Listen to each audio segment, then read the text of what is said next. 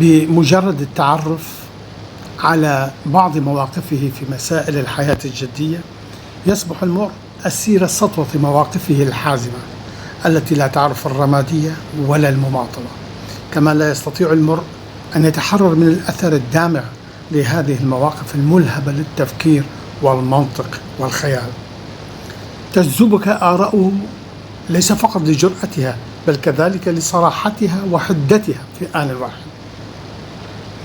يمتاز الكاتب بنظرة ثاقبة وخيال خصب في تصور العمليات السياسية المعقدة، والتي لصعوبتها تفقد أحيانا رونقها وأهميتها عند الكثير من أقرانه، وهو لهذا وذاك يحظى بتقدير الزائد لدى متابعيه ومحبي كتاباته، وأنا واحد منهم، وأحد المقيمين عاليا موضوعيته ورصانته في الكتاب.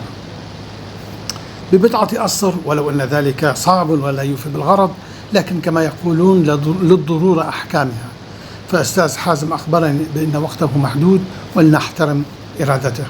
إذن حازم صاغية صحفي وناقد ومعلق سياسي لبناني، كتب وعمل في العديد من الصحف العربية، السفير بين 74 و 88 من القرن الماضي، ثم الحياة اللندنية وغيرهما، ويعتبر بحق في المشهد الإعلامي العربي الراهن من أشهر الكتاب أكثرهم إثارة للمسائل الكبيرة والجادة. كتب بجرأة وصراحة سيرته الذاتية التي تميزت بمضمون نقدي قاسي للذات وللمراحل التي اجتازها. يعتبر صاغية من أكثر المثقفين العرب تأييدا لثورات الربيع العربي، وأكثرهم نقدا وتقييما لأولى مراحلها في السنوات القليلة الماضية. له عدد كبير من المؤلفات عن مختلف شؤون المنطقة. أما في موضوع ندوتنا المسألة الكردية ما لها وما عليها، فقد وثقنا العناوين التالية: حب الأكراد المستجد، الأكراد الصورة الأكبر، الأكراد والكذب والرغبات المقموعة، دعوة البرزاني ووحدة أوطاننا، أي عراق للأكراد، العرب والأكراد وإسرائيل، كيف تتغير سوريا وتعتدل، أنا متشائم تاريخي ولا أرى بصيص أمل، قوة الأكراد السوريين وضعفهم، الراديكاليون والقوميون العرب عملوا على إظهار الكرد بأنهم الخطر القادم، كتاب الكرد ومثقفيهم، لماذا؟ إنها كركوك، إنها نحن، الأكراد وداعش، لماذا هذان الإجماعان؟ الأكراد والفلسطينيون وزمان العالم، الأكراد والفلسطينيون، إنه التنازل للغرب، تسوية عربية كردية في سوريا، كي لا ننسى حلبجة، اقتراح بإقامة دولة كردية يحتذى بها العراق، وغيرها وغيرها وغيرها. لكن كيف ومتى بدأ اهتمامك بالمسألة الكردية أستاذ حازم؟ هل لذلك بداية معينة أو سبب يمكن تحديده أم بالصدفة؟ ومن أين تستمد مواقفك للحكم على ما فيها وحولها؟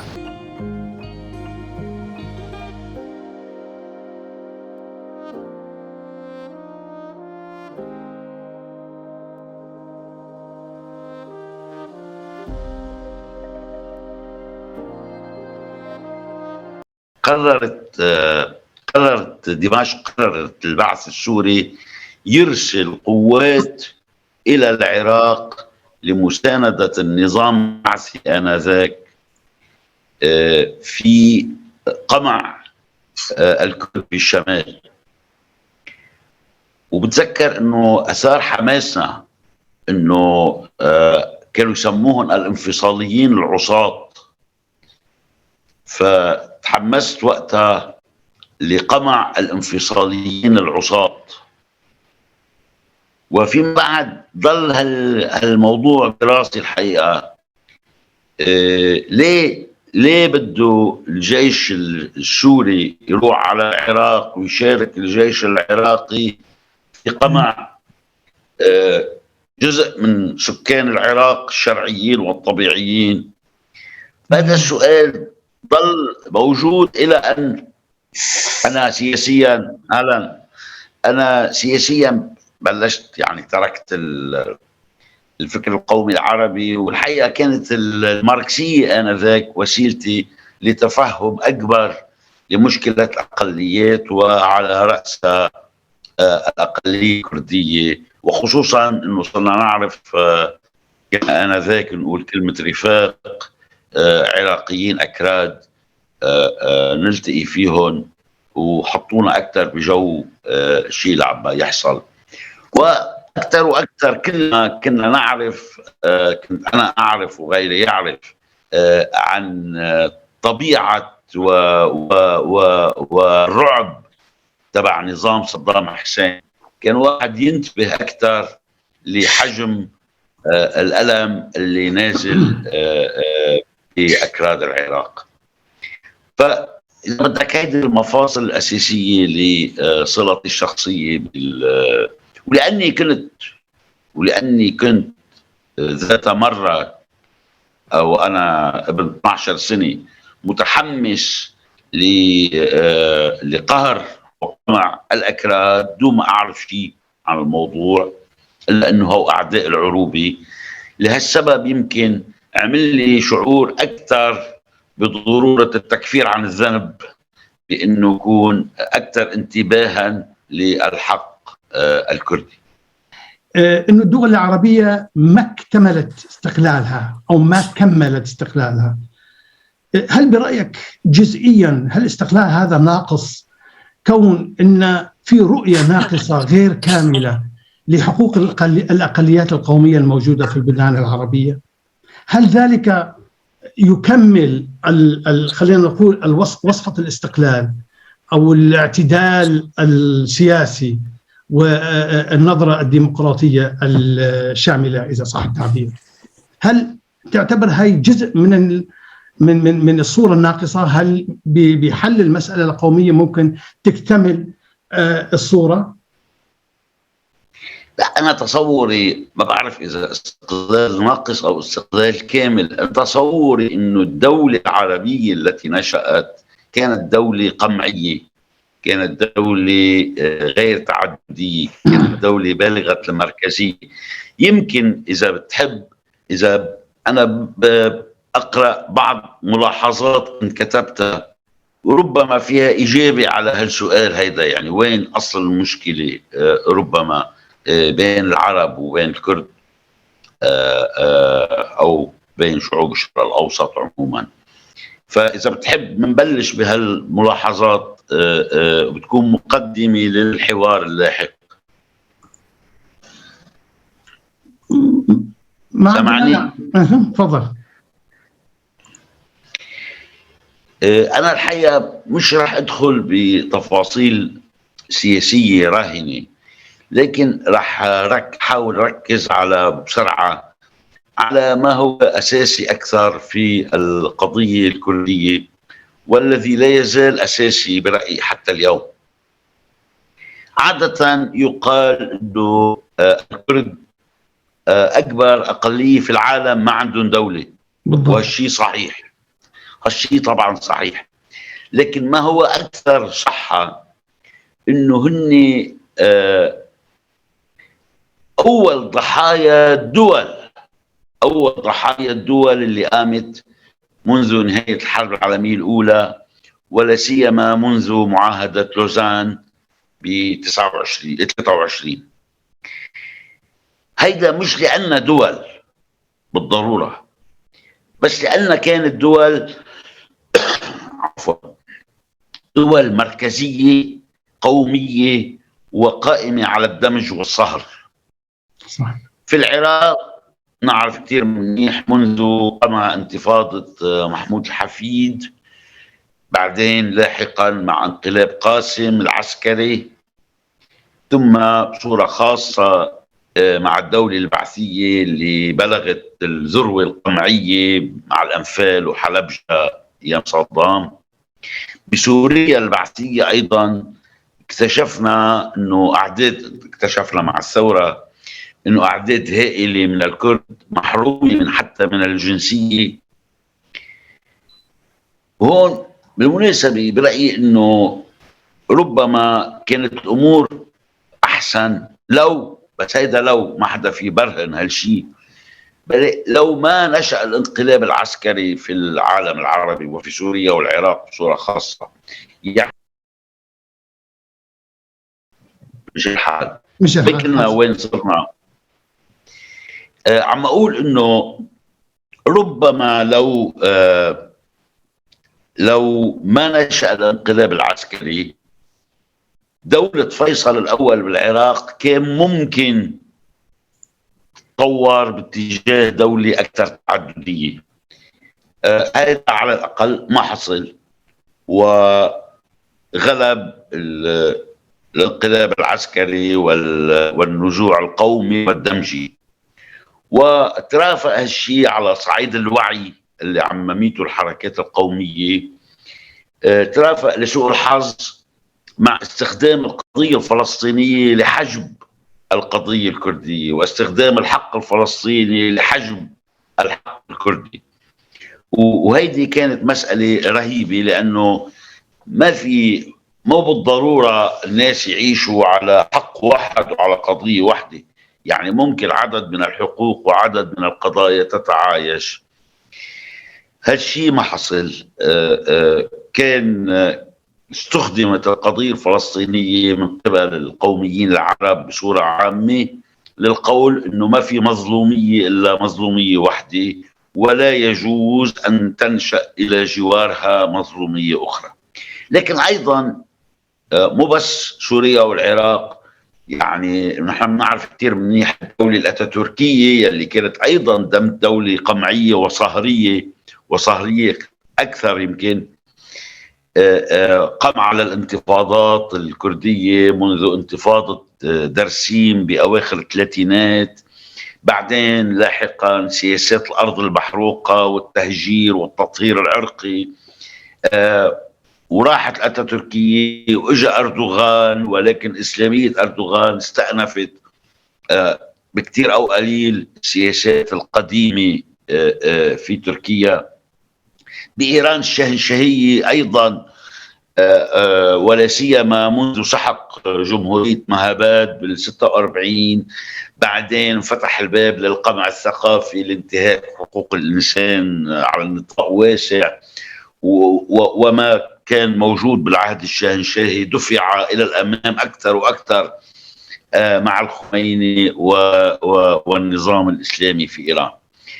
الحقيقة كان ممكن من حيث المبدأ على الأقل أنه يؤدي وجود الأكراد في الشرق الأوسط بوصفهم أقلية إثنية كبرى، هي الأقلية الإثنية الرابعة يعني عدديا بعد العرب والفرس والأتراك. وجود هالأقلية، فضلا عن وجود أقليات أخرى مثل المسيحيين يلي هن الأقلية الثانية دينيا واليهود وغيرهم، كان ممكن نظريا يكونوا مدرسة لتعلم تعدد حتى هالشعوب تبع الشرق الأوسط، من خلال تماسها مع الأقليات واحتكاكها بالأقليات تتعلم، تكون مدرسة في تعلم التعدد والاعتراف بالآخر. ما حصل هو تماما منه هيك، نظرا لغلبة وعي دمجي وصهري وقومي.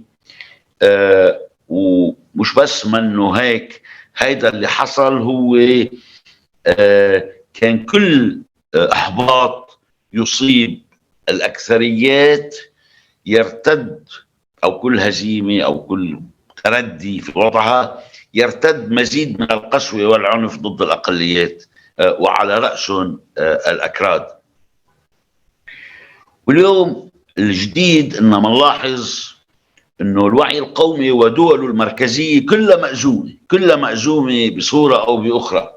يعني يصح هالشيء على إيران رغم أنه اسمها نظام إسلامي، لكن إسلاميته للنظام هو غطاء لنزوعه القومي. إيران مأزومة، سوريا منهارة، العراق مهدد للأسف بالانهيار، إيران محاصرة جائعة، تركيا مفلسة ومستقبلها السياسي أيضا يشوب كثير من الغموض وعدم الوضوح. لكن أيضا أنا رأيي الوعي القومي عموما مأزوم. بما في ذلك الوعي الكردي القومي. يعني من الوعي القومي يتأزم عند الحاكم والمحكوم أيضا. فضلا عن مرارات الماضي في كل البلدان التواجد الكردي، يبدو يعني صار بعتقد شبه ممكن الدفاع عن الحجة القائلة انه انشاء دولة قومية كردية هيدي مسألة شبه مستحيلة اولا لانه هيدي حرب 100 عام وربما 1000 عام بالمنطقة، وما في بالضرورة غطاء دولة يعني مقبول. نحن نتذكر بالامس تجربة مسعود البرزاني مع الاستفتاء شو عملت رد فعل اقليمي ودولي، فضلا عن انه يعني حرب عنه دعوه من هذا النوع الى اقامه دوله قوميه كرديه تضم اكراد جميع المنطقه.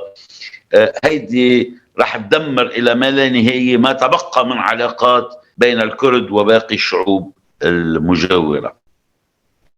وايضا لانه اذا شلنا من راسنا الوهم القومي او الايديولوجيا القوميه، حقيقه يعني على مدى عشرات السنين توسعت جدا الفوارق السياسيه والثقافيه بين الكرد انفسهم تبعا للدول المختلفه والتجارب المختلفه وبرامج التعليم المختلفه الى اخره.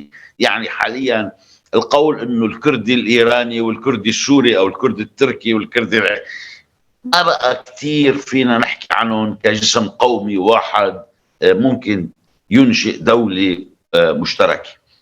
وأخيرا لأنه أفكار الكفاح المسلح اللي كانت رائجة في الستينات والسبعينات واللي ما فيك تعمل دولة قومية بدون العنف والكفاح المسلح، هيدا الكفاح المسلح ما عاد موضوع جذاب في عالم اليوم للشبيبة أصلا. يعني ما بعتقد حاليا قادر واحد يعبئ فئات مظلومة ومضطهدة باللجوء إلى الكفاح المسلح على نطاق بالمعنى اللي كان نعيشه بالسبعينات، حيث هالنوع من النشاط يستقطب كل الشباب اللي الناس هلا صاروا غير مزاج. العولمة عملت الشبيبة بمزاج آخر. الناس بدهم يبحثوا عن الحياة أكثر مما بدهم يبحثوا عن النضال والكفاح والجهاد والشقاء والمعاناة إلى آخره. ففي قيم أيضا صارت بتمس أو تأثر بالشبيبة الكردية مثل ما بتأثر بأي شبيبة في العالم. بهالمعنى وفي ظل وضع سيء جدا على الكل هلأ بتفاوت طبعا، الأمل الوحيد المتبقي على نطاق على مدى زمني ربما شوي طويل هو أنه تصب الجهود الكردية الطامحة إلى العدل والمساواة في النضال الديمقراطي الواسع لبناء منطقة دول تكون فيدرالية من جهة، ومن جهة أخرى وعبر كسر القومية تفتح الباب قدام رابطة شرق أوسطية رحبة يعيش فيها جنبا إلى جنب وبمساواة كاملة الكردي والعربي والفارسي والتركي واليهودي وسواهم. ماني قادر شوف أفق حقيقة غير هالأفق. يعني إذا بدك نوع من كيف كانت الشعوب مجتمعة بالسلطنة العثمانية، ولكن ما قبل القوميات يعني، ولكن بدرجة أكبر كثير من الديمقراطية. ما كان في ديمقراطية آنذاك، من الديمقراطية ومن حكم القانون ومن المساواة بين الجماعات.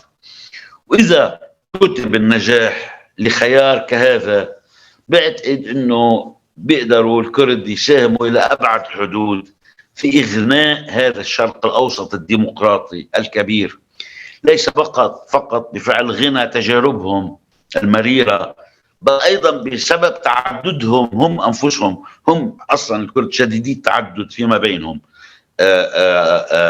حتى لغويا، يعني السوراني والكرمنجي يعني وتجارب مختلفة، إيراني على تركي على عربي على وعلى تعدديين على سائر المستويات. هلا ممكن واحد يقول هل الخيار من هذا النوع موجود بالأفق حاليا؟ حاليا لا، بس حاليا ما في ولا أفق موجود. يعني حاليا ما بنحكي إلا بالحروب الأهلية، هلا نحن على كل المستويات وبكل الأمكنة. بس إذا واحد بده يحط هدف نظيف نقي محترم على مدى أبعد شوي، ماني قادر شوف شيء آخر غير شرق أوسط ديمقراطي تعددي منفتح على بعضه، يقوم على دول فيدرالية متجانسة فيما بينها وعلى صلات ودية داخلها بين جماعاتها الداخلية وفيما بين دولها أيضا، وعلى أمل يتاح لنا فرص أكثر نحكي معا بهالمسائل هذه.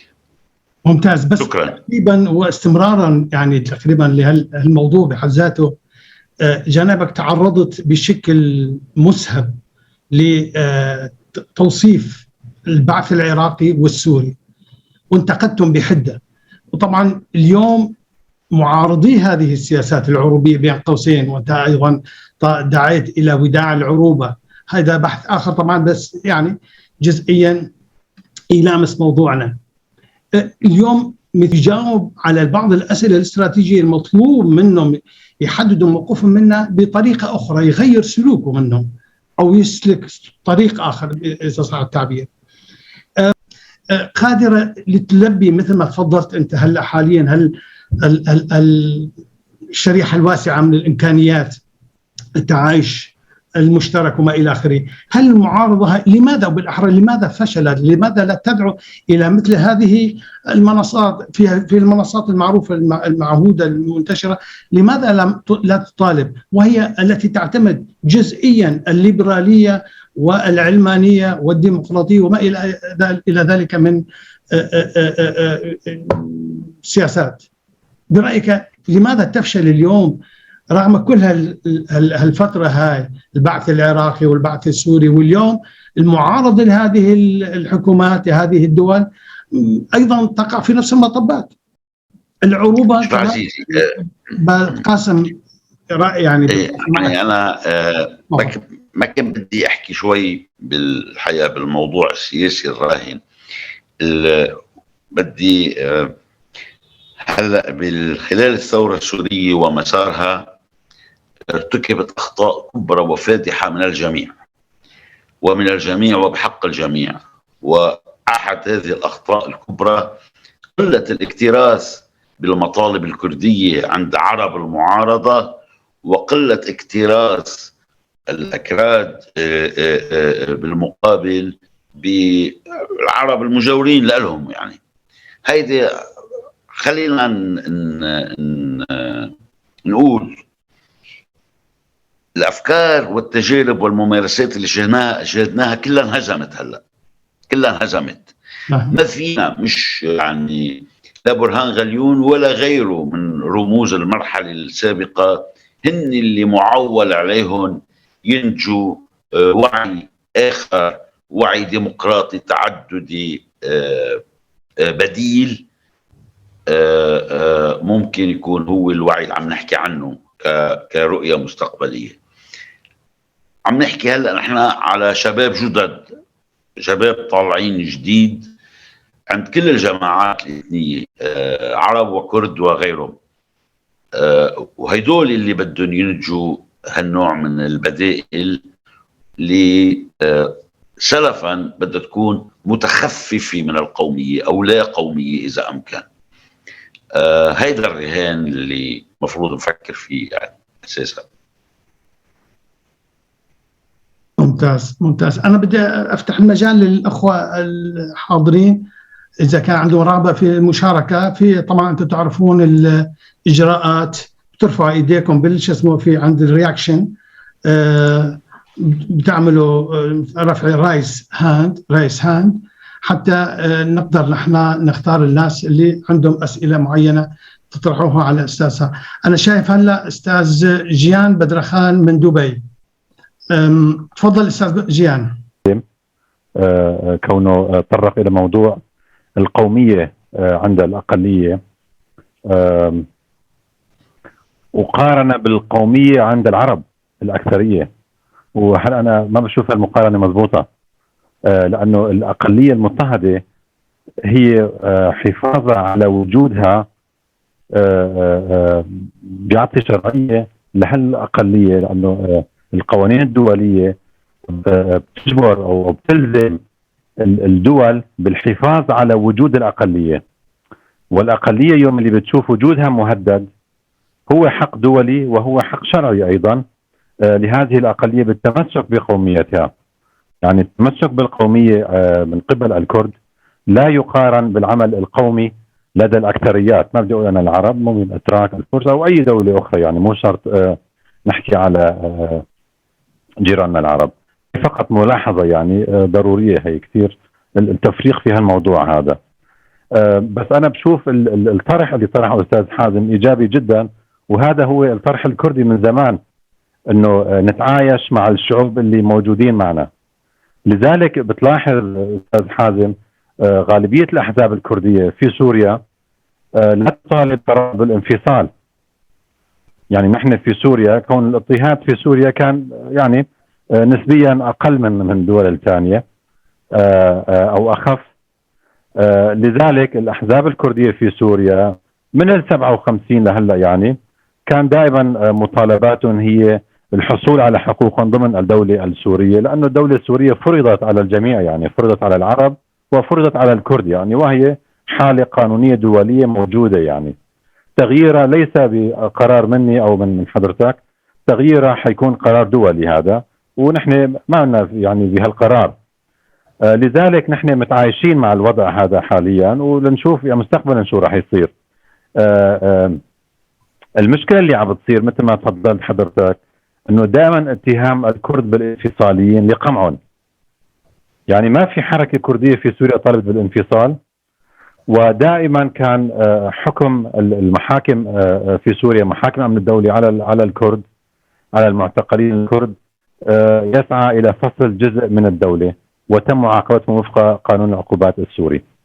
فهي تهمة الانفصال هي بصراحة تهمة كانت واقعيا لقمع الكرد، لأنه إذا حكينا على الوضع السوري، الحكومة السورية أو يعني العرب الحاكمين في سوريا ما تفهموا وجود الأقليات.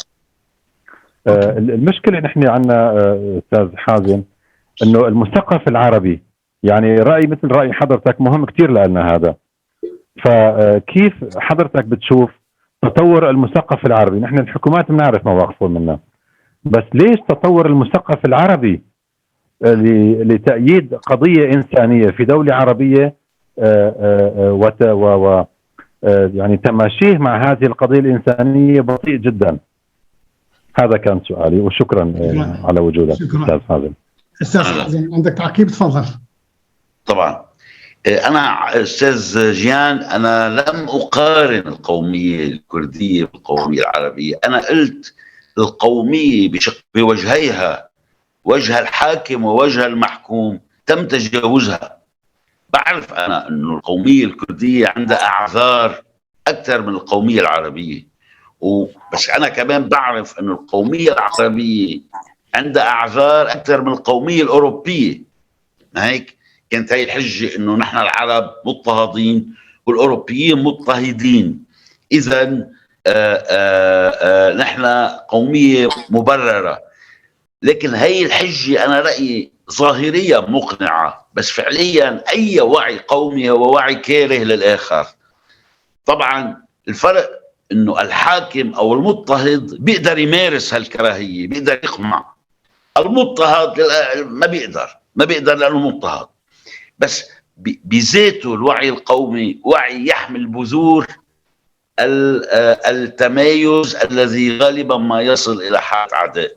لذلك أنا عم أقول الوعي القومي بغض النظر عن إذا كان مبرر هون أكثر من هون، بس الوعي القومي نفسه هو كارثي على أصحابه أولا قبل ما يكون كارثي على الآخرين. وهناك الكثير من الدروس والعبر في التجربة القومية العربية يمكن للكرد أن يتعلموا منها ويتعظوا بها.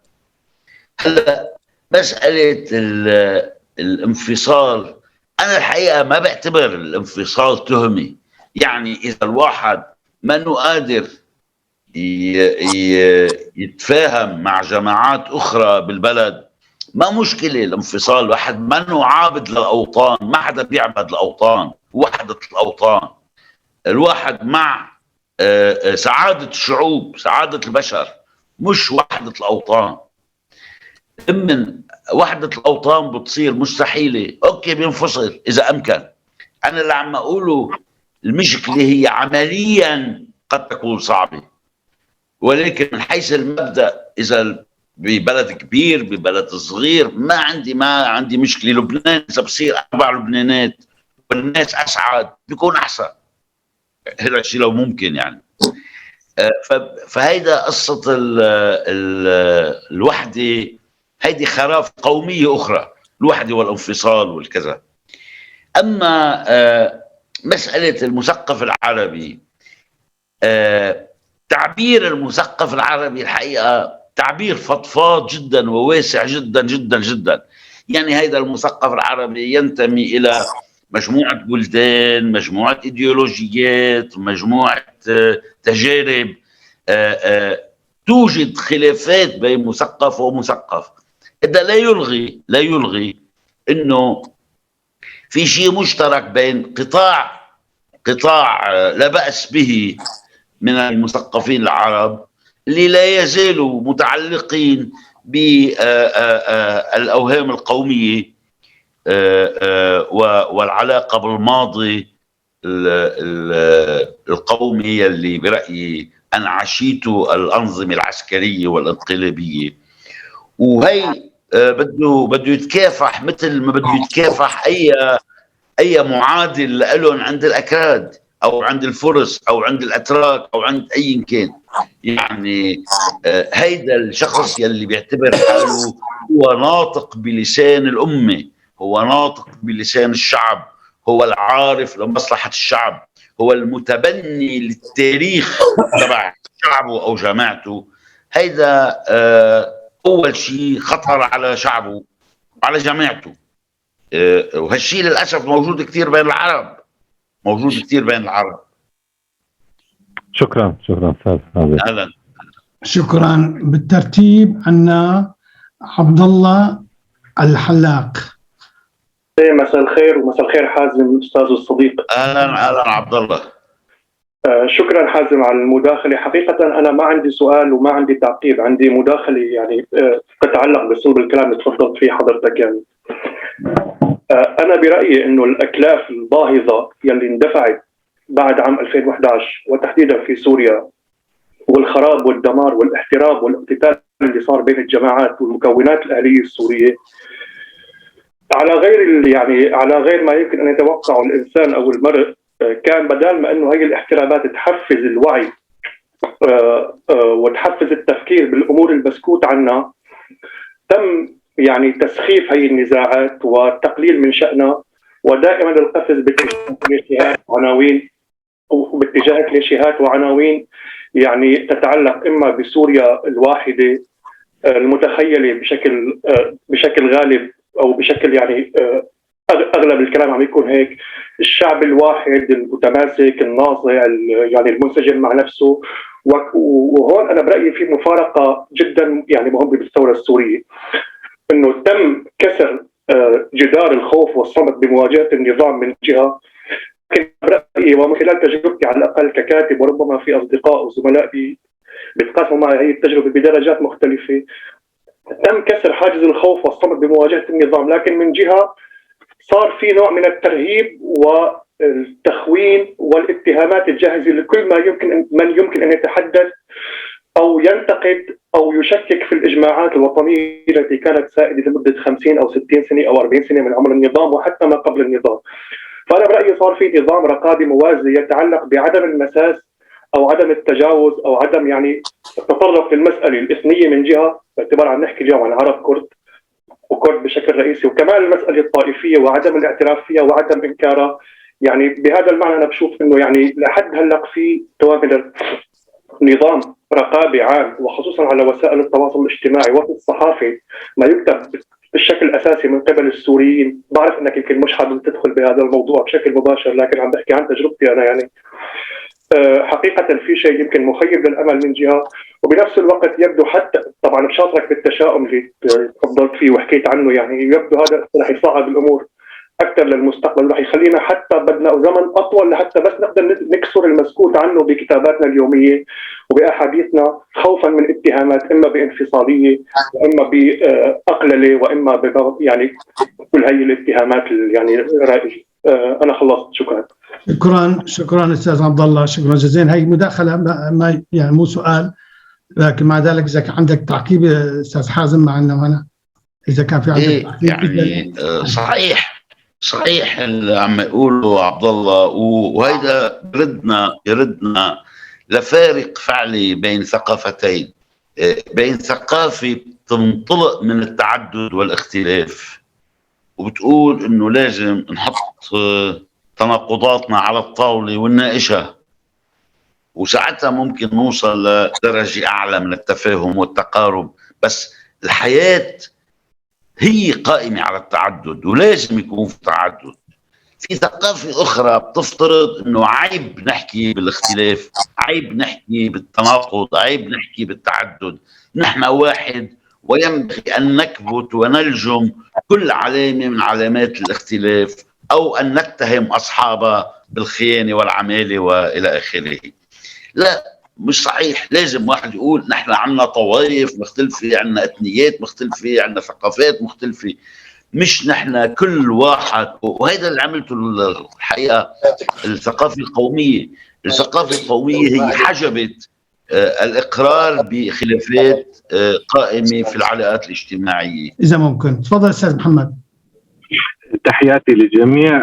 بالبداية يعني لابد من شكر الأستاذ على هذا الفكر الواسع، الفكر الجديد اللي نحن عم نسمعه. مع الأسف هذا الخطاب المغيب تماما عن الساحة السورية. أنا عندي هو سؤال محدد وبتوقع هو محكم.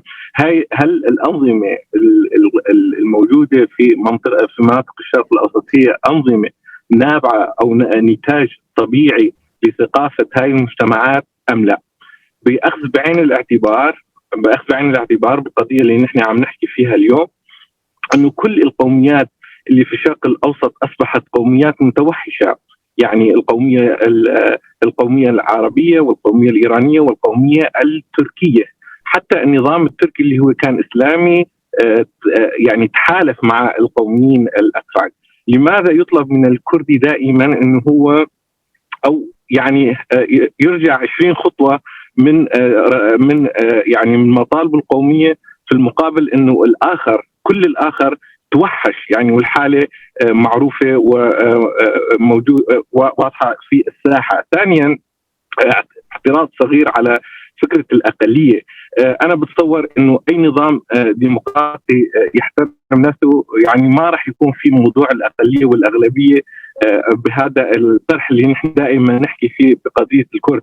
فباللعبة الديمقراطية ممكن تتحول الأغلبية إلى أقلية أو الأقلية إلى الأغلبية، وهذا هو الهدف اللي نحن عم نشتغل عليه. فالسؤال باختصار شديد، هل الأستاذ حازم وهاي التجربة الطويلة، هل الأنظمة الموجودة هي نتاج طبيعي للمجتمعات أم لا؟ شكرا. أهلا أستاذ.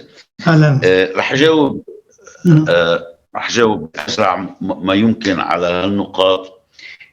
نتاج طبيعي ما بعتقد، لأنه ما في شيء اسمه شعوب جاهزة نهائية أفكارها وقيمها بيجي نظام يعيش، وإلا كان النظام ديمقراطي نتاج طبيعي، وإلا ما كان وصل عبر الانقلاب العسكري. أنا رأيي الانقلاب العسكري بدل على أنه الشعوب المحكومة في درجة كبيرة من قهرها وقسرها، وعم نعرف كتير منيح انه الانظمه بسوريا والعراق وغيرها هي انظمه قائمه على قمع شعوبها، يعني قمع ما يفترض انه ثقافات شعوبها، فضلا عن انه هي الثقافات تتغير تتحول، ومرات منيحه مرات سيئه، مرات بينما فيها الجذر العدواني، مرات بينما فيها يعني الثقافة تبع شعب هي كلمة مرنة جدا ومطاطة ومتغيرة. الانقلاب العسكري، النظام القائم، ما بالضروري يعكس ثقافة شعب، ممكن يعكس ملمح من ملامح الثقافة إذا فينا نقول كلمة ثقافة، وممكن يشوهه أكثر. مطلوب من الكردي أن يقدم تنازلات؟ لا، ما حدا قال مطلوب من الكردي ومش مطلوب من الآخرين، مطلوب من الجميع، ومطلوب من الحكام أكثر مما هو مطلوب من الكردي، مطلوب من الجماعات اللي هي بإيد السلطة طبعا أكثر مما هو مطلوب من الكردي، والأقليات الإثنية أو الدينية أو كذا. مرات كثيرة هي تكون استجابة لفعل الأكثرية، رد فعل على فعل الأكثرية. ولكن أنا عم أقول أنه أيضا مطلوب من الكرد ولمصلحتهم أولا أنه يحطوا هالمسألة قدامهم، مسألة تجاوز الأفق القومي، لأن الأفق القومي هو أقصر طريق للكارثة عليهم وعلى الآخرين.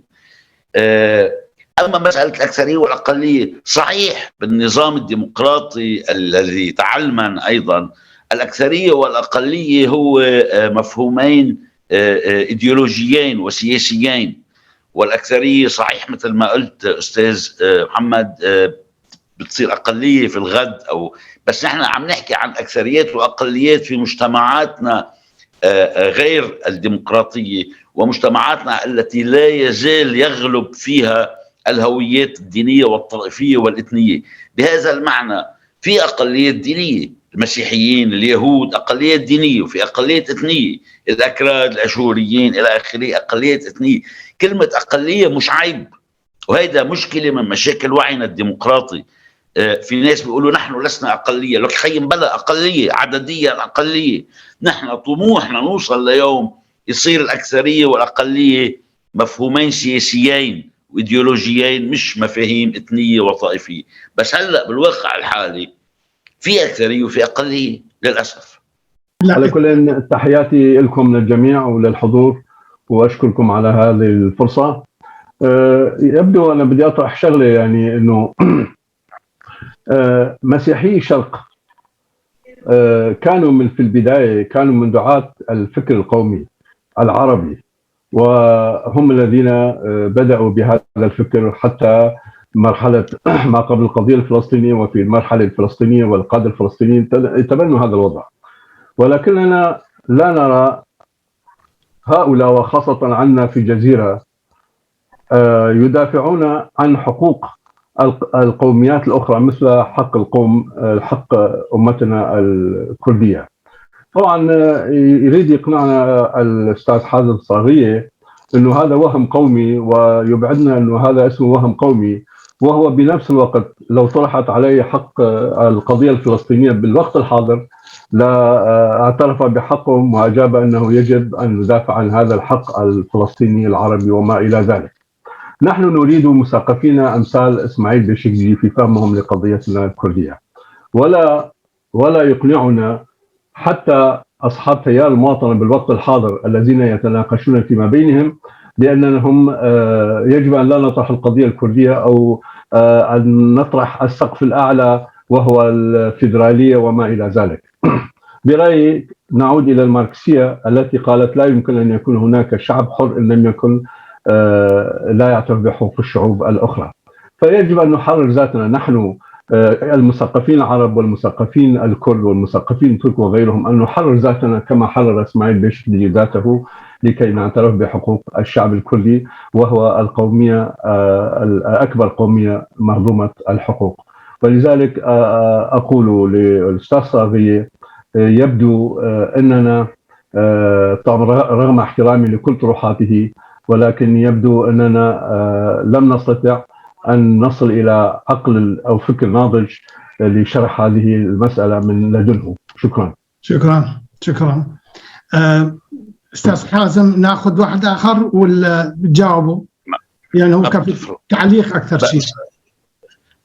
بدي أقول في سوء فهم كبير.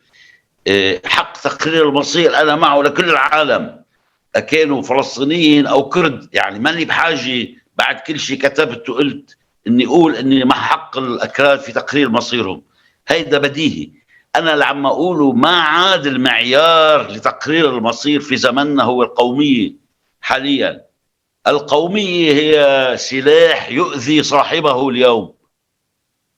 هيدي مرحله تم تجاوزها، وهيدي محاوله بناء دوله كرديه حاليا تجمع كرد في ايران وتركيا وسوريا والعراق وغيرهم.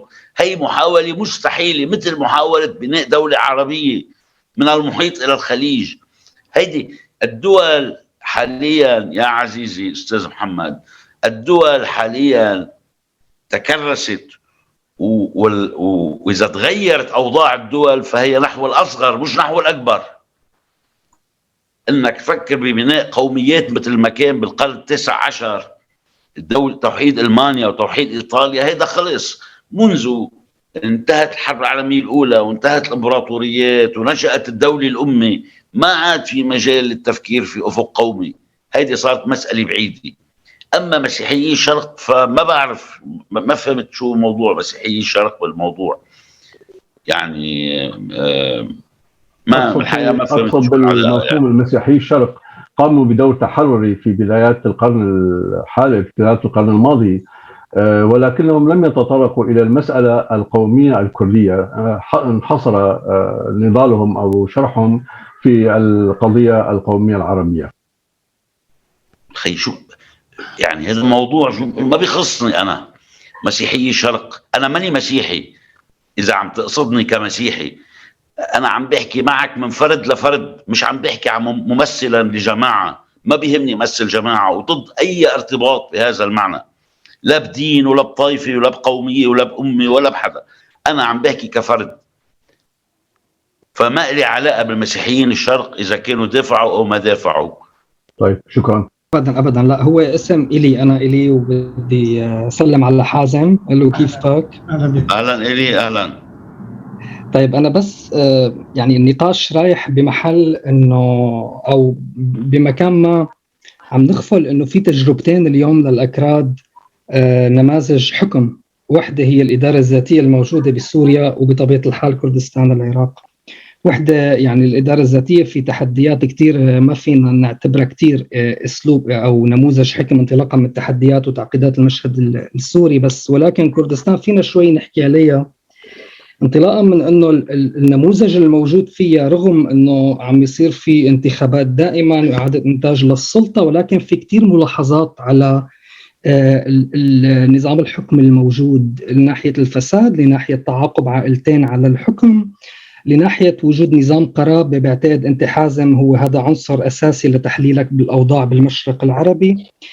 اللي بدي اساله وبحب اعرفه منك انه لاي درجه نحن كثير موافقين على حق تقرير المصير للاكراد ولغيرهم وللانفصال وللذهاب ابعد، ولكن لاي درجه الانفصال ممكن يحقق الديمقراطيه، ولاي درجه فينا نربط بين هالشغلتين، بين الانفصال والديمقراطيه، لسيما انه حق تقرير المصير هو عم ينطلق من مسلمه انه في أنظمة مثل ما سميتها دمجية وصهرية بالمنطقة، وبالتالي لازم ننفض عنها. طيب لأي درجة في تحدي الديمقراطية قائم، مع العلم أنه نحن بنعرف أنه هاي النماذج موجودة ضمن جغرافيا صعبة. يعني وقت اللي نطالب كردستان بديمقراطية أكثر بنعرف أنه محاصرين من الحشد، محاصرين من نموذج بالعراق منه أحسن كثير من نموذج صدام، بنفس الوقت الإدارة الذاتية. بدي اختم فيه بس هيدا السؤال، انك قلت انه كلمه تأزمت الاكثريه بتقمع الاقليات. السؤال هو لاي درجه كلمه قمعت الاقليات ممكن تتشابه مع الاكثريه، وانت عندك كتاب تعريب الكتائب اللبنانيه اللي تقريبا خلاصته انه الكتائب صاروا بيتشابهوا مع الاكثريه العربيه اللي كانوا عم يقدموا نموذج خصم لها. تفضل استاذ حازم. إلي بدنا نميز برأيي بين شغلتين، بين حق تقرير المصير للجماعة ما فينا ننوب عنها. إذا الجماعة أي جماعة عربية كردية فارسية اللي هي، إذا بدها تطالب بحق تقرير مصيرها هيدا حقها. هلا هيدا ما بالضرورة يمكن يعمل ديمقراطية، يمكن لا، مش هو بذاته مصدر للديمقراطية. يعني مثلا جنوب السودان كان حق جنوب السودان يستقل عن السودان، أهل جنوب السودان بدهم يستقلوا عن السودان، هذا حقهم الطبيعي والشرعي، وينشئوا جمهورية لهم. لكن للأسف أنشأوا جمهورية ودخلوا في نزاع أهلي بين الدينكا وبين قبائل أخرى، وما كانت التجربة ناجحة. تجربة الحكم مش ناجحة، لكن حقهم في الانفصال محفوظ، حقهم في الانفصال ما فينا نناقشه. على رأيي أنه الأفق الديمقراطي أضمن كتير في عالم غير حربي، في عالم غير نزاعي، في عالم غير قومي. مشان هيك كنت عم أقول إذا واحد عم يحاول يطمح لمستقبل، طالما كل حكينا طموحات هلأ، لأنه الواقع الحالي ما بيتيح شيء هالقد ملموس ومباشر وممكن. إذا واحد بده يطمح لظرف أمثل من شرق أوسط ديمقراطي تقوم في دول فيدرالية، لأنه هيدا بشكل على الأقل مناخ أكثر صحية لطروحات من هالنوع هيدا. شكرا. أنا طبعا عم جاوب كثير بإيجاز لأنه الوقت صار ضيق علينا يعني. صحيح، وفي لسه عدة أشخاص عندهم أسئلة. الدور هلا للأستاذ طلال إبراهيم باشا الملي. تفضل أستاذ طلال. في الأستاذ أحمد عمر يمكن قبلي. إيه صح. آسف فعلا أستاذ أحمد عمر قبلك. تفضل أستاذ أحمد عمر. آسف. مرحبا، ما بعرف عم تسمعني دكتور وليد؟ دكتور رضوان عفوا. طبعا الحديث يعني دار أفكار كثير بهذا النقاش، والأستاذ حازم تحدث عن الحل بنهاية حديثه الأول. يعني قال أنه يعول على الشباب الحالي أنه يقيموا فيدراليات أو أنه يتعايشوا مع بعض. فأنا سؤالي هون سؤال مباشر، على أي شباب يعول الأستاذ حازم؟ على الشباب الحالي اللي عم بيهجر أهالي عفرين، واللي عم بيسيطر على ممتلكات أهالي عفرين، وعم بيأجر بيوت العفرينيين للعفرينيين؟ يعني على أي جيل بدنا نعول؟ يعني أنا شايف يعني بالشرق الأوسط ما في حلول، لا الجيل الحالي ولا الجيل القادم يعني راح يقدر يحقق الفيدراليات أو يحقق التعايش إذا ما قمنا بإصلاحات جوهرية في المدارس، في روضات الأطفال، إذا ما بنينا أفكار جديدة في هذه المجتمعات لا يمكن تتقدم ولا يمكن تقبل الآخر.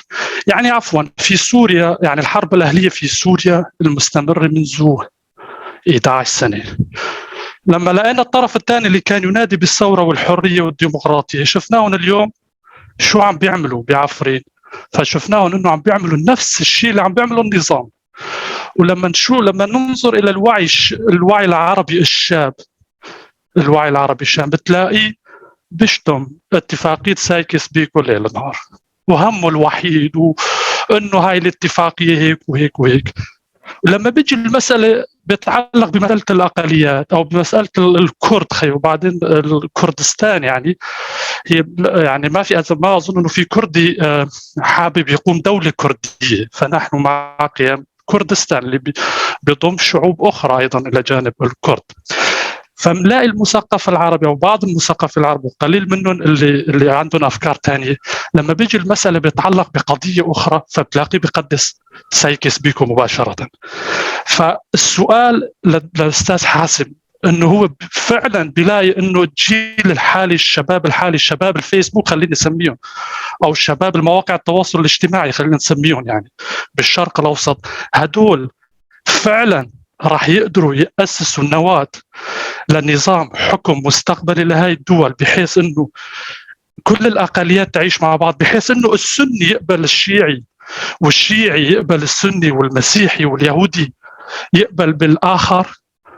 أنا بلاقي إنه هذا الحل صعب جدا، وهذا الحل طويل جدا، وما يعني ما بعتقد إنه راح يكون في له أدوات في المستقبل القريب، أو ما راح يكون في له أي أساسيات إذا ما كان في إصلاحات جذرية في بنية العقلية الفكرية للطفل اللي عم بيولد في هذه المجتمعات، وهي راح تاخذ يعني يمكن قرون وقرون. شكرا، فبتمنى التوضيح من الناحية. شكرا أستاذ أحمد. أستاذ حازم. يعني واحد قدام هذا الوضع اللي عم نعيشه، وضع الحروب الأهلية والاضطهادات وبعث الناس وسحق الناس، بده يقدم أو يفكر إنه عم يقدم تصور لمستقبل ما. أنا ماني عم أقول ماني شايف غير مستقبل يعني بيبقى فيه شعوب وجماعات وأفراد عايشين بشكل معقول، ماني قادر أشوف أفق آخر. هيدا الأفق ما بالضرورة رح يصير، يمكن ما يصير، وساعتها الكارثة اللي متمادية يعني منضل بهذا. أما إنه بناء أفكار جديدة، مين بده يبني أفكار جديدة؟ بده يبني أفكار جديدة الشباب، عنصر الشباب، مش بس عنصر الفيسبوك، المثقفين، المتعلمين، جماعة السوشيال ميديا إلى آخره. هن بدهم يبنوا أفكار جديدة. أفكار جديدة أول شيء فيها نطلع من حساسيات الحروب الأهلية. إذا بدنا نبقى أسرى الحروب الأهلية، أسرى الماضي، ما بنقدر نطور شيء للمستقبل.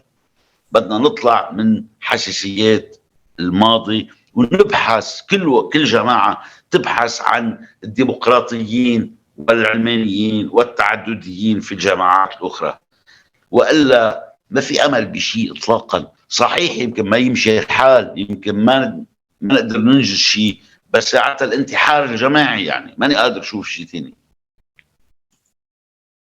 شكرا جزيلا. شكرا. اللي الدور هلا أستاذ طلال. تفضل أستاذ. مساء الخير أستاذ حازم. مساء الخير لجميع الأخوة. أستاذ طلال بس دقيقة، باقي عندنا سؤالين أو شخصين عندهم أسئلة، يعني أستاذ طلال وبعدين زارة ونجاح. حتى بناخذ الأسئلة سوا وبرجع بجاوب عليهم. والله 3 أسئلة سوا. فكرة جيدة. تفضل أستاذ طلال، إذا ممكن كمان شوي تضغطوا شوي. جدا باختصار جدا. أنا يعني سؤالي شبيه بسؤال الأستاذ أحمد عمر، لكن طبعا بحكم أنه يعني بعض أطراف المعارضة بالمشهد السوري كانت مرتهنة لأجندات إقليمية ودولية، أعتقد يعني كان سبب رئيسي في وقوفهم ضد حقوق الكرد بالمجمل. يعني مثل ما أنك شايف أستاذ حازم، تدخل الدولة التركية في المشهد السوري وصل إلى مرحلة الاجتياح العسكري واحتلال مناطق كردية لمنع يعني قيام أي كيان كردي، كان إدارة ذاتية أو حكم ذاتي أو أي شيء. وأنت طرحت في مجمل حديثك وكررت أكثر مرة أنه الحل هو الديمقراطية في الشرق الأوسط عن طريق قيام دول فيدرالية. لو فرضنا أنك أستاذ حازم أنت صاحب القرار في المشهد الكردي السوري، شو بتشوف يعني الطريقة أو الأسلوب الأمثل للكرد لحتى يوصلوا لهذا الطرح اللي عم تطرحه كفيدرالية ديمقراطية في المنطقة يعني؟ وشكرا. شكرا أستاذ طلال. بناخذ السؤالين المتبقيين بعدين حتى يجاوب الأستاذ حازم على الكل. أستاذ زارة، دكتور زارة صالح، تفضل. مساء الخير للجميع. تحياتي أستاذ حازم. حقيقة نحن سعيدين بوجودك معنا. أنا عم بتابع كتاباتك بشغف حقيقة، من الكتاب اللي يعني عم يقرأوا المشهد بواقعية وبتحليل سياسي جميل جدا. يعني إذا ذهبنا بما تفضلت به في يعني تطلعت بعض الاختصارات من كتابك رومانطيقي الشرق الأوسط، يعني ككرد، وبما تفضلت به من خلال حديثك المكثف هنا معنا، حتى نكون يعني واقعيين كريمين كما تفضلت. الواقعي علما بأن المشهد هنا، سأتحدث هنا عن المشهد السوري، يعني نظاما ومعارضا ونخبا ثقافية وحتى العقل الجمعي العربي لا يقبل بهكذا حلول لا الفدرالية ولا غيرها.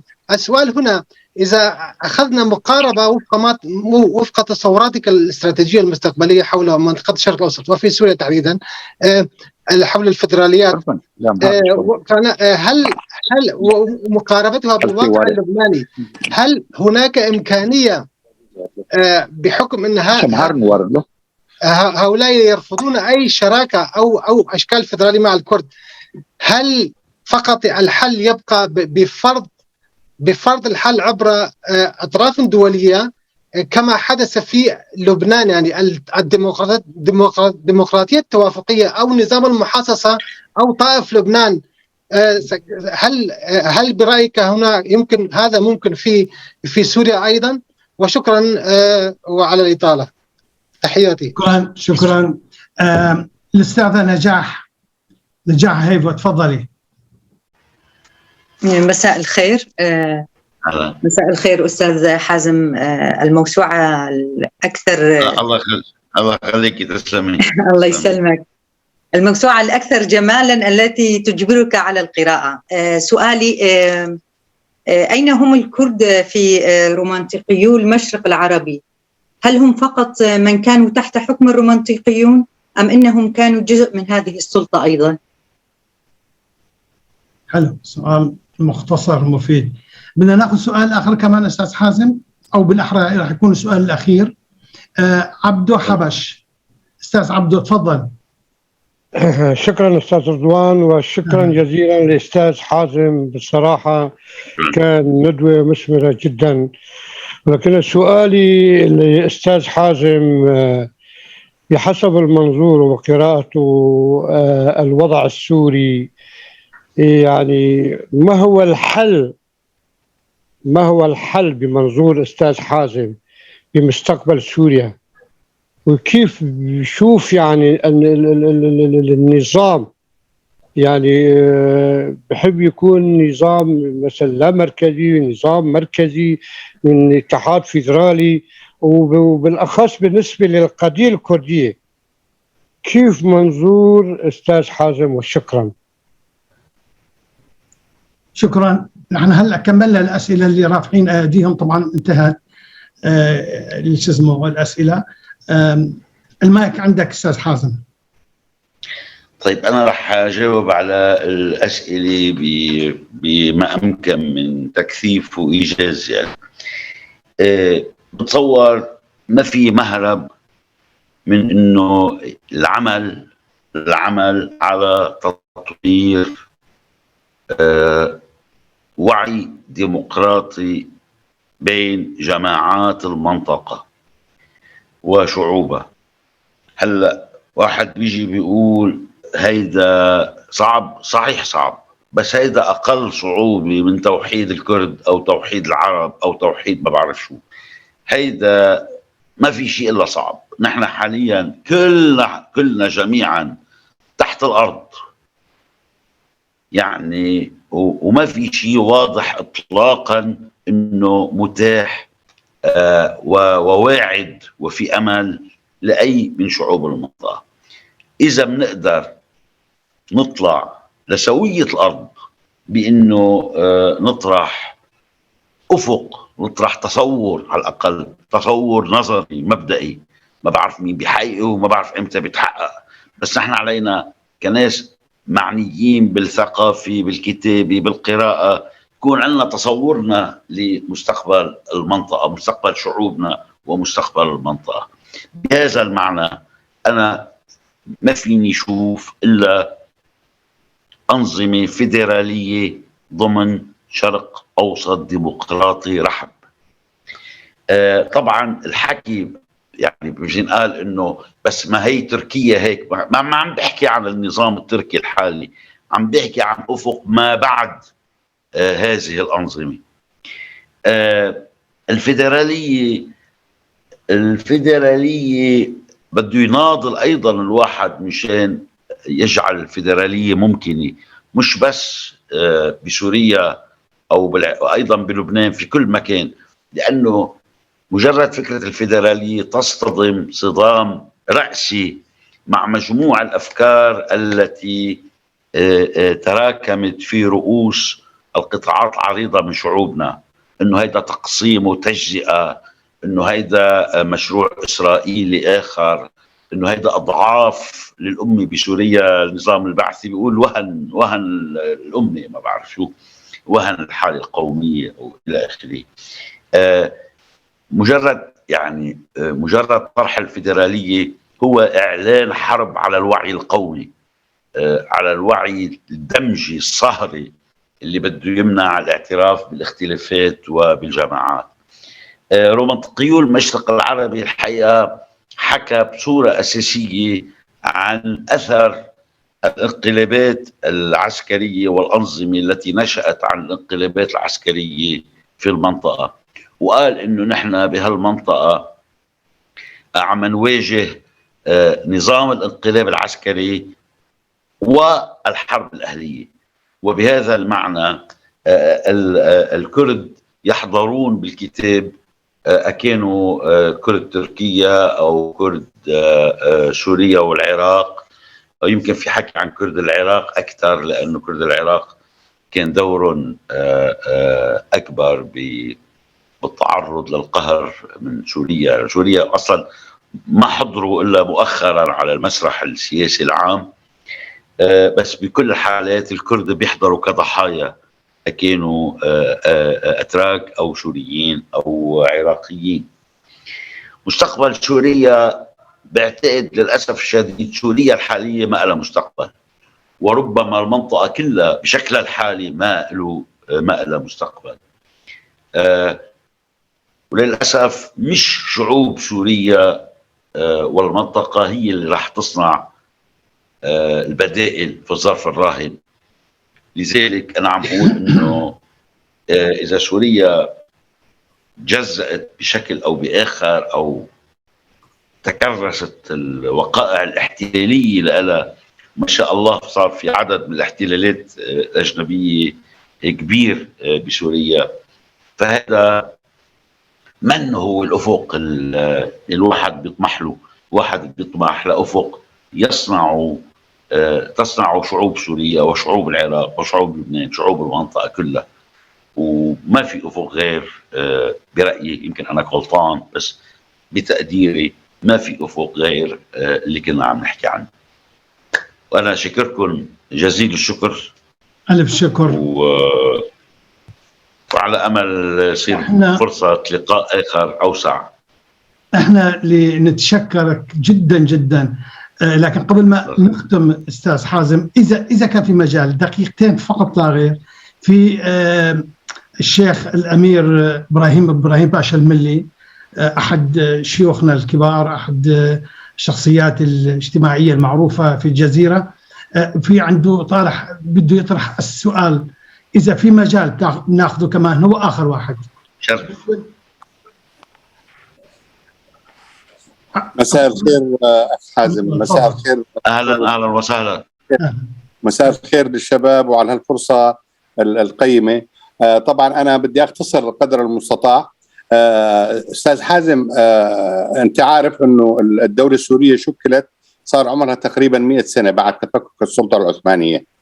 للآن ما في جيل أو ما في أي أخوة من أخوتنا العرب السنة بشكل خاص بيعترف بحقوق الأكراد أو هم شركاء بالأرض. فهذا شيء مؤسف. طبعا نحن ما نلوم الأنظمة بالشرق الأوسط بال190 ديكتاتورية، ونحن ما نبني عليها. نحن آمنا على أخوتنا اللي نحن صار لنا مئات السنين متعايشين مع بعضنا. طبعا أنا صار لي 3 سنوات بروح إلى ألمانيا وبنعمل دراسة مشان إعادة العيش المشترك بين السوريين، وكل شرائح المجتمع تقريبا من كل شريحة 2-3. للأسف لما أنا بطرح موضوع القضية الكردية الكل بيقول لك أبو طلال هلا مو وقت الموضوع هذا، خلونا نحن ننتهي من مشكلتنا بعدين نحكي بموضوع الأكراد أو غير الأكراد. للأسف أخي حازم، بالنسبة للأكراد يعني اكثر الشباب اللي انا بسمعهم وبحضر معهم مؤتمرات، الكل بيقول لك النظام هيك عمل والنظام هيك عمل. لا مو بس النظام، نحن عانينا من الانفصال اللي هو يعني اكثر عهود سوريا حضاره. موضوع الاحصاء بال 57 من ال 54 الى ال 58 قبل الوحده كان العصر الذهبي لسوريا. أنا والدي كان نائب البرلمان السوري، وطرح موضوع المكتومين للعرب، وطرح الموضوع أبولا أحمد الجربة عوينان الله يرحمه مشان تسجيل المكتومين، ووالدي طلب مشان تسجيل الأكراد. هذا الكلام بال 57 أو 56. كل البرلمان وافق على طلب عوينان الجربة مشان تسجيل المكتومين العرب، ولم يوافق على تسجيل المكتومين الأكراد. لذلك أنا نتيجة الشغلات اللي عم بسمعها وعم بشوفها وعانيت منها، أنا بشوف أنه ما في حل لسوريا. 50 سنة حزب البعث طالع أجيال باتحاد شبيبة الثورة مستحيل يرضوا بحقوقنا. أنا اللي طرحته من 4-5 سنوات وكثير من أخوتنا اعترضوا، نحن ما بيحل مشكلتنا إلا انتداب أوروبي بإشراف هيئة الأمم، وعلى رأسهم ألمانيا وفرنسا، بعقد رسمي 4-5 سنوات 10 سنوات لحتى ما هالناس هذه تتثقف وبتعرف شو حقوق الآخرين. وأنا هذا رأيي وبدي رأيك بالموضوع. شكرا. شكرا أبو طلال. إذا في تعقيب أستاذ حازم كنت تفضل. أولا أنا معك 100% بالانتداب، يا ريت بس ما بيجوا. المشكلة ما إيش؟ ما بيجوا. يعني أنا عم أقول إنه مشكلتي مع الاستعمار حاليا ليست قدوم الاستعمار، بل خروج الاستعمار بعد التجارب اللي شفناها في زمن الاستقلالات. يعني الانتداب الأوروبي أو الأمريكي بالعكس يا ريت بيصير إذا بيصير، بس ما بيصير، لأنه حاليا هذه المسائل مرفوضة في البلدان الغربية، وتعتبر يعني رأي العام بيرفضها، وأصلا الاستعداد لها منه متوفر. بس أنا الأهم ممكن ينحكى فيه هو الحكي عن الوضع السوري قبل. أنا ما عم أقول إنه شعوب المنطقة هي شعوب يا لطيف قد تعددية وقد ديمقراطية ومحبة للآخر، لا، بس قبل الانقلاب العسكري كان الاحتمالات قائمة، ما بالضرورة كان في احتمال واحد وحيد. يعني مثلا كمان حتى الواحد ما ينسى في وجوه مثل خالد بكداش كان زعيم الحزب الشيوعي بسوريا، كان في وجوه مثل علي بوزو قائد ناصري كبير بسوريا، كان في علامات منفرة وسيئة بطبيعة الحال، بس كان في علامات فيك تبني عليها، فيك تراهن عليها. اجى الانقلاب العسكري واغلق احتمالات نهائيا، اغلق الافق نهائيا، نمى التيارات الأسوأ في ثقافة المجتمع وفي المجتمع عموما. وبهالمعنى انا بقول دايما انه في قطيعة اساسية او في فاصل اساسي هو الانقلابات العسكرية.